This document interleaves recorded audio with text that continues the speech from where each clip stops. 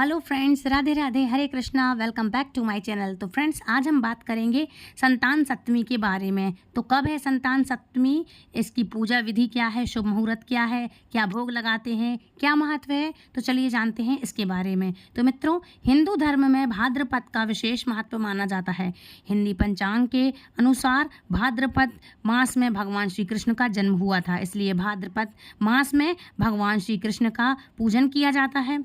हिंदू पंचांग के अनुसार संतान सप्तमी हर वर्ष भाद्रपद मास के शुक्ल पक्ष की सप्तमी तिथि को मनाई जाती है, जिसे ललिता सप्तमी, अनंत सप्तमी के नाम से भी जाना जाता है। यह व्रत संतान की प्राप्ति के लिए रखा जाता है। ऐसी मान्यता है कि संतान सप्तमी के दिन पुत्रवती महिलाएं अपने पुत्रों की मंगल कामना के लिए, उनकी सुख समृद्धि के लिए और उनकी उन्नति के लिए भगवान विष्णु भगवान शिव, माता पार्वती की पूजन किया करती हैं। तो वही कुछ महिलाएं पुत्र प्राप्ति के लिए भी संतान सप्तमी का व्रत रखती हैं। इस व्रत को संतान सातें के नाम से भी जाना जाता है। संतान सप्तमी का व्रत माता पिता या अन्य कोई भी स्त्री और पुरुष रख सकते हैं। तो आइए जानते हैं साल 2024 में संतान सप्तमी व्रत कब है, पूजा का शुभ मुहूर्त कब है, पूजा विधि क्या है और संतान सप्तमी के दिन क्या करना चाहिए और क्या नहीं करना चाहिए। तो सबसे पहले बात करेंगे इसकी विधि के बारे में।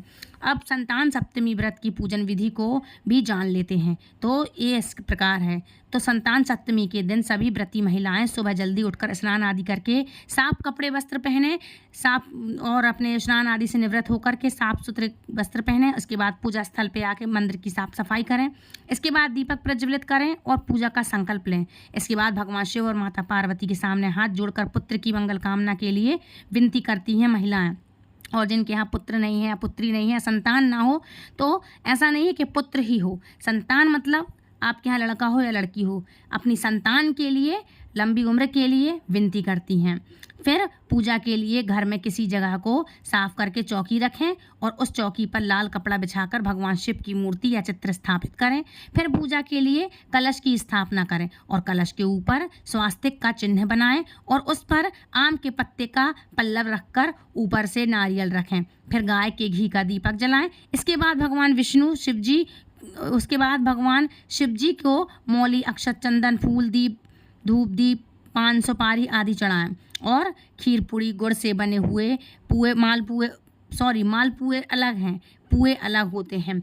इस मिश्रण को कैसे बनाते हैं, आटे में गुड़ का घोल डालते हैं और उसके बाद पुए बनाते हैं। 7 बड़े पुए बनाते हैं और 7 छोटे बनाते हैं।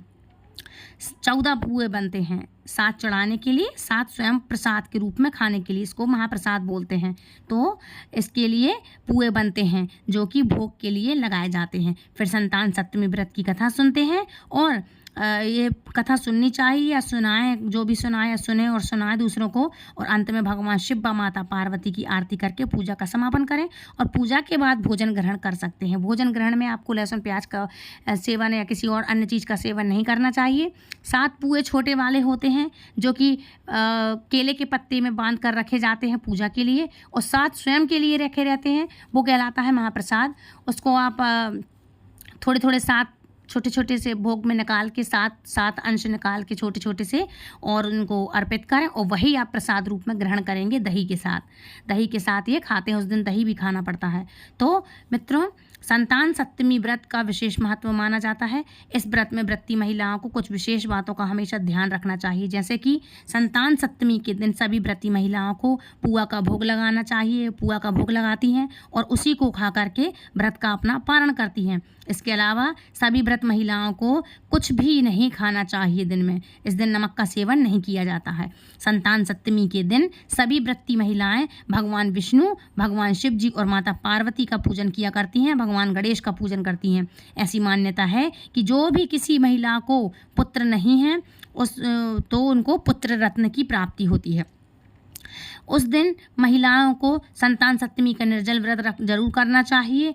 ऐसी मान्यता है कि संतान सप्तमी के दिन जो महिला भगवान भोलेनाथ को सूती डोरा अर्पित करके संतान सप्तमी की कथा सुनती है और कथा पढ़ती है, उसको अनंत फलों की प्राप्ति होती है और जिनके संतान ना हो, संतान सुख मिलता है। और कथा समाप्त होने के बाद उस डोरे को अपने गले में पहनती है तो उसे संतान सुख की प्राप्ति होती है।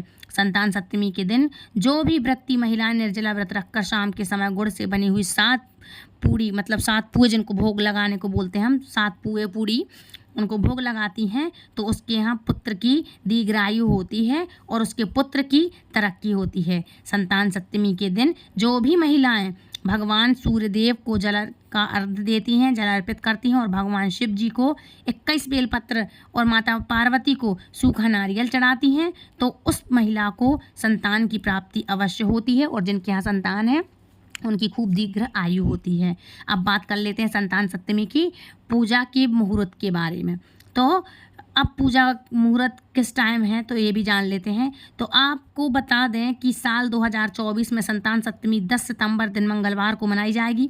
भाद्रपद मास की सप्तमी तिथि शुरू होगी 9 सितंबर 2024 को रात्र में, मतलब 9:53 पर, और भाद्रमास के सप्तमी तिथि समाप्त होगी 10 सितंबर 2024 को रात्रि 11:11 पर।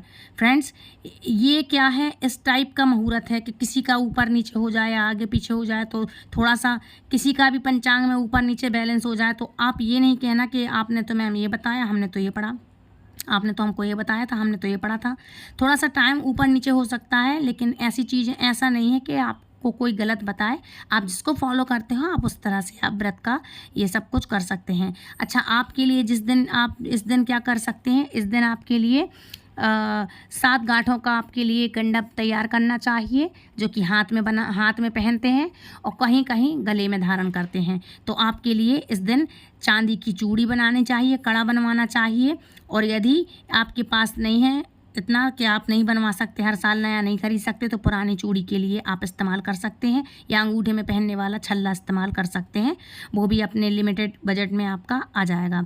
और चांदी की चूड़ी यदि आप लेकर आए हैं, कड़ा जिसने आप कहते कड़ा बनवाया है, तो उसके लिए आप शुद्ध करेंगे, गंगा जल से साफ़ करके, गाय के दूध में साफ़ करके, फिर जल से धो करके उसमें हल्दी कुमकुम का तिलक करके भगवान और महादेव माता पार्वती के सामने रखेंगे, गणेश परिवार के सामने रखेंगे और पूजा करके उसको शुद्ध करेंगे। पूजा के बाद आप उसको धारण करेंगे। इसी के साथ आपके लिए 7 गांठों का एक हाथ में गंडा तैयार करना चाहिए, धागा मौली का, उसको 7 गांठें लगाकर उसके साथ चूड़ी के या छल्ला के साथ आपको पुआ के ऊपर रखना चाहिए। संतान सप्तमी के जो छोटे वाले पुआ आप चढ़ाएंगे वहाँ, तो वो आपको उनके ऊपर रखना चाहिए और भगवान को अर्पित करना चाहिए। इसके बाद पूजा के बाद जब संपूर्ण सामग्री, अब जब पूजा हो जाए, आरती हवन हो जाए, सब कुछ हो जाए, फिर उसके बाद उन पुओं को ब्राह्मण को दे देते हैं। छोटे वाले पुआ हैं या मंदिर में बांट देते हैं, और जो आपका कड़ा है या रिंग अंगूठी जो आपने खरीदी है वो आप धारण करेंगे अपने हाथ में, और वो हाथ में अपने धागा, उसका जो धागा है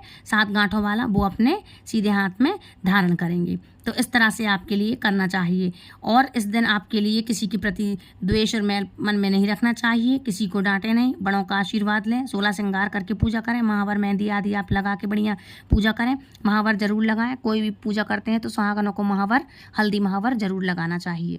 अब बात करते हैं इसकी कथा के बारे में। तो एक दिन महाराज युधिष्ठिर ने भगवान से कहा, हे प्रभु, कोई ऐसा उत्तम व्रत बतलाइए जिसके प्रभाव से मनुष्यों के अनेकों सांसारिक कलेश दूर हो जाएं और दूर हो करके वे पुत्र एवं पौत्रवान हो जाएं। यह सुनकर भगवान बोले, हे राजन, तुमने बड़ा ही उत्तम प्रश्न किया है। मैं तुमको एक पौराणिक ऐतिहासिक कथा सुनाता हूँ, इसे ध्यानपूर्वक सुनो। एक समय लोमश ऋषि ब्रज की मथुरापुरी में वसुदेव देवकी के घर गए। ऋषि राज को आया हुआ देखकर दोनों अत्यंत प्रसन्न हुए तथा उनको उत्तम आसन पर बैठा करके उनके अनेक प्रकार से वंदन और सत्कार किया। फिर मुनि के चरणोदक से अपने घर तथा शरीर को पवित्र किया। वह प्रसन्न होकर उनको कथा सुनाने लगे। कथा के कहते हुए लोमश ने कहा कि हे देव की दुष्ट दुराचारी पापी कंस ने तुम्हारे कई पुत्र मार डाले हैं, जिसके कारण तुम्हारा मन अत्यंत दुखी है। इसी प्रकार राजा नहुष की पत्नी चंद्रमुखी भी दुखी रहा करती थी, किंतु उसने संतान सप्तमी का व्रत की विधि विधान से सहत किया, जिसके प्रताप से उनको संतान का सुख प्राप्त हुआ है। यह सुनकर देवकी ने हाथ जोड़कर मुनि से कहा, हे ऋषिराज, कृपा करके रानी चंद्रमुखी का संपूर्ण वृतांत तथा इस व्रत को विस्तार पूर्वक मुझे बतलाइए। जिससे मैं भी इस दुख से छुटकारा पाऊं। लोमश ऋषि ने कहा कि हे देवकी, अयोध्या के राजा नहुष थे। उनकी पत्नी चंद्रमुखी अत्यंत सुंदर थी। उनके नगर में विष्णुगुप्त नाम का एक ब्राह्मण रहता था। उसकी स्त्री का नाम चंद्रमुखी था। वह भी अत्यंत स्वरूपवती सुंदरी थी। रानी और ब्राह्मणी में अत्यंत प्रेम था। एक दिन वे दोनों सरयू नदी में स्नान करने के लिए गईं। वहां उन्होंने देखा कि अन्य बहुत सी स्त्रियां सरयू नदी में स्नान करके निर्मल वस्त्र पहन करके एक मंडप में शंकर और एवं पार्वती की मूर्ति स्थापित करके पूजा कर रही थीं। रानी और ब्राह्मणी ने यही देखकर उन स्त्रियों से पूछा कि बहनों, तुम यह किस देवता का और किस कारण से पूजन व्रत आदि कर रही हो? यह सुनकर स्त्रियों ने कहा कि हम संतान सप्तमी का व्रत कर रही हैं और हमने शिव पार्वती का पूजन चंदन अक्षत आदि से षोडशोपचार विधि से किया है। यह सब इसी पुनीत व्रत का विधान है। यह सुनकर रानी और ब्राह्मणी ने भी इस व्रत के करने का मन ही मन संकल्प किया और घर वापस लौट आईं। ब्राह्मणी भद्रमुखी तो इस व्रत को नियम पूर्वक करती रही, किंतु रानी चंद्रमुखी राजमत के कारण कभी इस व्रत को करती, कभी नहीं करती, कभी भूल जाती हो। कुछ समय बाद दोनों मर गईं। दूसरे जन्म में रानी बंदरिया और ब्राह्मणी ने मुर्गी की योनि पाई, परंतु ब्राह्मणी मुर्गी की योनि में भी कुछ नहीं भूली और भगवान शंकर तथा पार्वती का ध्यान करती रही। उधर रानी बंदरिया की योनि में भी सब कुछ भूल गई। थोड़े समय के बाद दोनों ने यह देह भी त्याग दी। अब इनका तीसरा जन्म मनुष्य योनि में फिर से हो गया। उस ब्राह्मणी ने एक ब्राह्मणी के यहाँ कन्या के रूप में जन्म लिया। उस ब्राह्मण कन्या का नाम भूषणा देवी रखा गया तथा विवाह गोकुल निवासी अग्निशील ब्राह्मण से कर दिया गया उनका। और भूषण देवी इतनी सुंदर थीं कि वह आभूषण रहित होते हुए भी अत्यंत सुंदर लगती थी।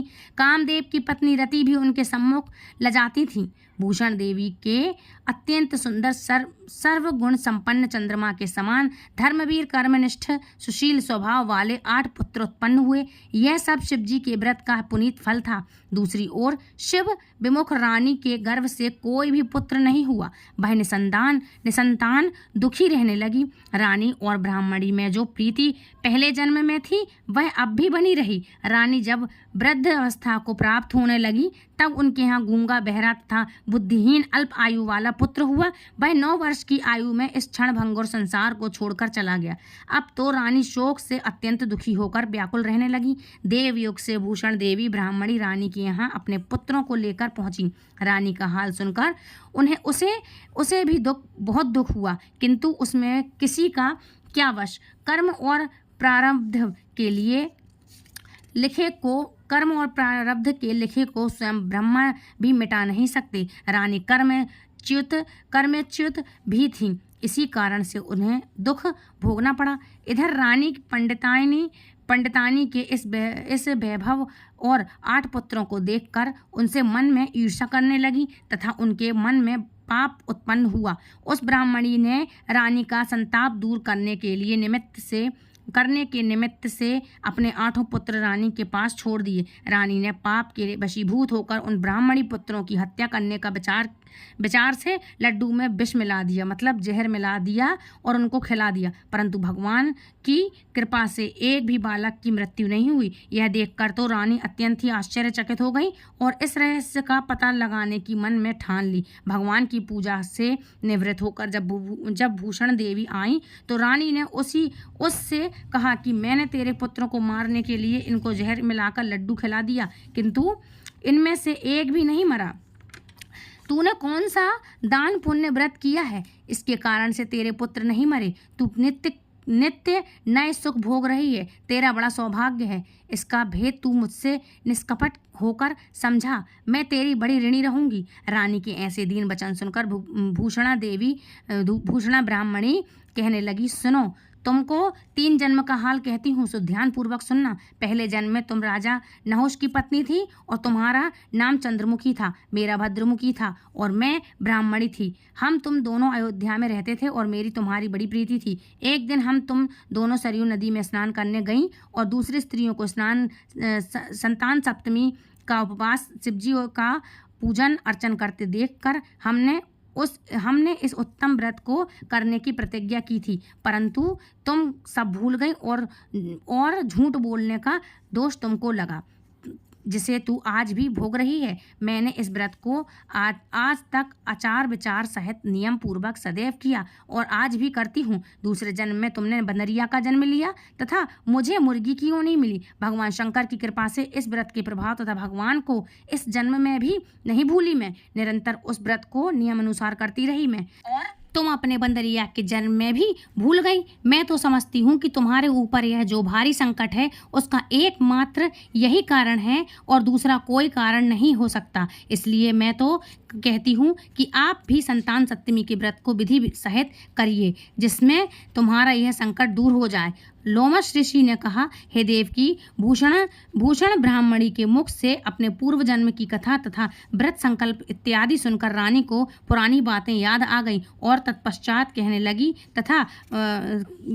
कहने लगी तथा भूषण ब्राह्मणी के चरणों में पढ़कर क्षमा याचना करने लगी और भगवान शंकर पार्वती जी की अपार महिमा की गीत गाने लगी। उस दिन से रानी ने नियमानुसार संतान सप्तमी का व्रत किया, जिसके प्रभाव से रानी को संतान सुख भी मिला तथा संपूर्ण सुख भोग करके रानी शिवलोक को गई। भगवान शंकर के व्रत का ऐसा प्रभाव है कि पथ भ्रष्ट मनुष्य भी अपने पथ पर अग्रसर हो जाता है और अनंत ऐश्वर्य भोग करके मोक्ष पाता है। लोमश ऋषि ने फिर कहा कि देवकी, इसलिए मैं तुमसे कहता हूँ कि तुम भी इस व्रत को करने का संकल्प अपने मन में करो तो तुमको संतान सुख मिलेगा। इतनी कथा सुनकर देवकी हाथ जोड़कर लोमश ऋषि से पूछने लगी, हे ऋषि राज, मैं इस पुनीत उपवास को अवश्य करूंगी, किंतु आप इस कल्याणकारी एवं संतान सुख देने वाले उपवास का विधान, नियम, विधि पूर्वक आदि सब विस्तार से मुझे समझाइए। यह सुनकर लोमश ऋषि बोले, हे देवकी, यह पुनीत उपवास भादो मास के शुक्ल पक्ष की 10वीं के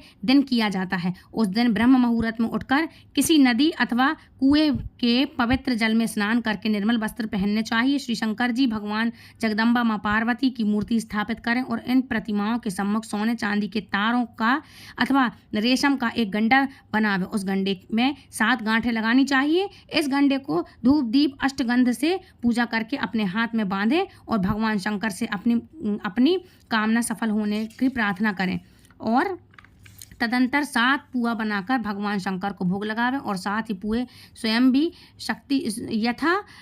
यथाशक्ति सोने अथवा चांदी की अंगूठी बनवाकर इस सबको एक तांबे के पात्र धर्मनिष्ठ सत्यपात्र ब्राह्मण को दान में देवें। उसके पश्चात 7 पुआ स्वयं प्रसाद के रूप में ग्रहण करें। इस प्रकार इस व्रत का पारायण करना चाहिए। प्रतिवर्ष की शुक्ल पक्ष की सप्तमी के दिन, हे देवकी, इस व्रत को इस प्रकार नियम पूर्वक करने से समस्त पाप नष्ट हो जाते हैं और भाग्यशाली संतान उत्पन्न होती है तथा अंत में शिवलोक की प्राप्ति होती है। हे देवकी, मैंने तुमको संतान सप्तमी का व्रत संपूर्ण विधि विधान सहित विस्तार सहित वर्णन किया है, उसको अब तुम नियम पूर्वक करो, जिससे तुमको उत्तम संतान पैदा होगी। इतनी कथा कहकर भगवान आनंद कंद श्री कृष्ण ने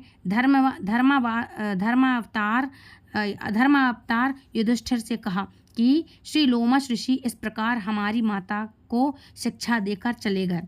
ऋषि के कथन अनुसार हमारी माता देवकी ने इस व्रत को नियमानुसार किया, जिसके प्रभाव से हम उत्पन्न हुए। मतलब भगवान कृष्ण कह रहा है कि मैं उत्पन्न हुआ इस व्रत के प्रभाव से। यह व्रत विशेष रूप से कल्याणदायक है, संतान सुख देने वाला है, ये महत्व है और पापों का नाश करने वाला है। यह उत्तम व्रत है जिसे स्वयं भी करें तथा दूसरों से भी करवाएं। नियम पूर्वक जो कोई भी इस व्रत को करता व सुनता है, भगवान शंकर एवं माता पार्वती की सच्चे मन से आराधना करता है, उसे निश्चय ही परम पद प्राप्त करके वह अंत में शिवलोक को जरूर जाता है।